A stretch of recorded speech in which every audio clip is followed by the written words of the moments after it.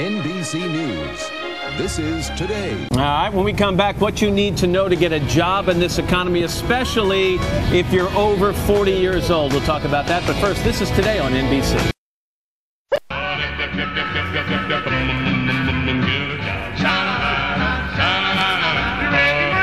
Back now at 8:37 this morning, we are kicking off a special series, Get a Job Today.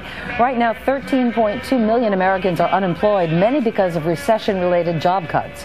And did you know that laid-off workers over the age of 45 will be out of work an average of 6 weeks longer than their younger counterparts? What can they do to improve their chances of landing a new job? Well, here's what one woman is trying. My name is Melinda Cruz. I am 57. I am a divorced mother of 2 children. For 20 years, I ran a corporate gift company. My business model doesn't work in this kind of economy.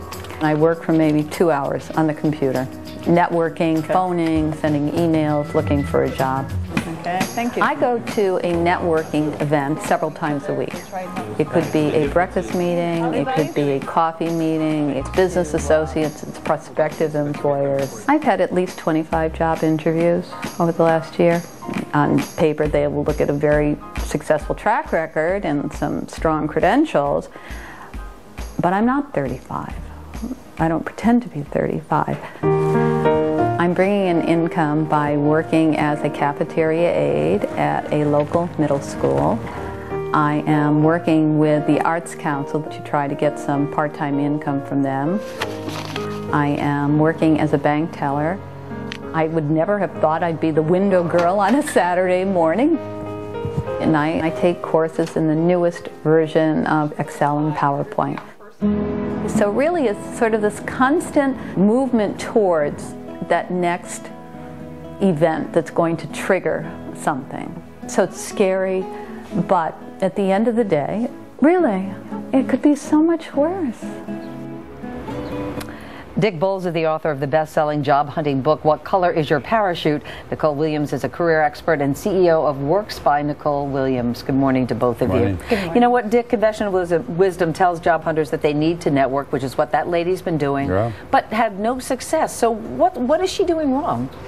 Well, when they first studied job hunting, which started about 1970, they found out that if you figure out what you want to do with your life first, then network, get people to help you get there, then the networking works. But it's sort of floated free now. Just network without explaining. You first have to sit down and really define what you want to do, that these people will then help you to get to. So networking people are sort of like rudderless boats. So she's sort of putting the cart before the horse, in other words. Now Melinda is 57, Nicole. Age discrimination, could that be part of the problem here? Absolutely, Meredith. Let's be honest. You know, at either end of the age spectrum, there's the potential for stereotypes and then discrimination. And one of the things that I'm finding is one of the things that employers are really worried about relative to age is that you're at the end of your career, that you're out of steam, that you don't have the energy to commit to get the job done, or that you can't think outside the box, that you're really set in your ways. So I think one of the things that you need to do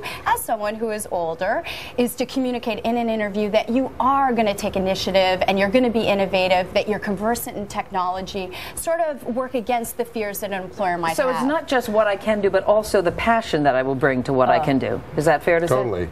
Yeah, passion is essential. You know, there's so many statistics now relative to what industries are hot, but truly, I don't know if you'd agree, Dick, but it's really about following your passion, because ultimately it does take a long time to find a job, and you need something to propel you forward. But the truth is, in a recession, you might have a passion for whatever it is. You want to be a fundraiser, but there are no jobs available, so the passion's irrelevant. Don't you sometimes have to settle for less at this point?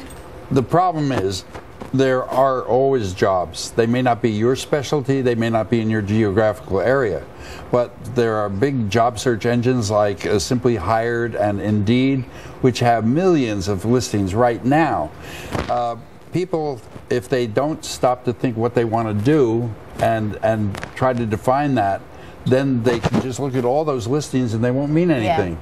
And But that's true. Yeah, go ahead. Yeah, and people are really, like, there's a difference between busy effort and effective effort, and I really like Richard's point relative to having a goal, having a focus. It's not just about spending 10 hours a day at your job search, which is important, but it's what is your effort directed toward? And really, truly, I do believe at the end of the day, passion is what drives you forward and will be what differentiates you. You've also said for people that are over 45 looking for work that you should look at companies with fewer than 100 employees.